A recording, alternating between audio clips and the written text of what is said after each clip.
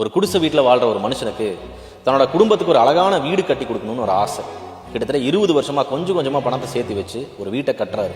கட்டி முடிச்சதுக்கு அப்புறம் சுத்தி இருந்த அவரோட ஃப்ரெண்ட்ஸ் ஃபேமிலி எல்லாத்தையும் இன்வைட் பண்ணி ஒரு ஃபங்க்ஷன் கண்டக்ட் பண்றாரு. அந்த ஃபங்க்ஷனுக்கு வந்தவங்களுக்கு எல்லாத்துக்கும் ஸ்வீட்ஸ் வாங்குறதுக்காக கடைக்கு போறாரு. போன நேரத்துல அவரோட வீட்டுக்கு பக்கத்துல ஒரு நிலநடுக்கம் ஏற்படுது. அந்த நிலநடுக்கத்துல அவர் கட்டின வீடு தரமட்டமா நொறுங்குது. அதை பார்த்து அவரோட ஃப்ரெண்ட்ஸ் ஃபேமிலி எல்லாரும் கண்ணீர் விட்டு அழுக ஆரம்பிக்கிறாங்க.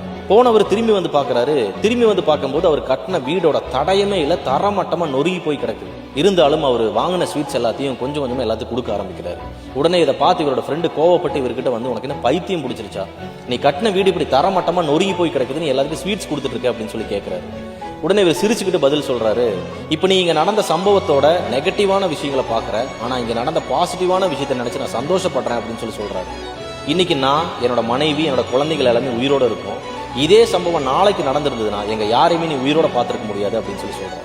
த moral of the story is, நாம் ஏதோ ஒன்றை இழந்து கொண்டிருக்கின்றோம் என்று நினைக்கும் நேரத்தில் கூட ஏதோ ஒன்றை அடைந்து கொண்டுதான் இருக்கின்றோம். அது நாம் அடுத்த நிமிடம் இழுத்துவிடும் மூச்சாக கூட இருக்கலாம்.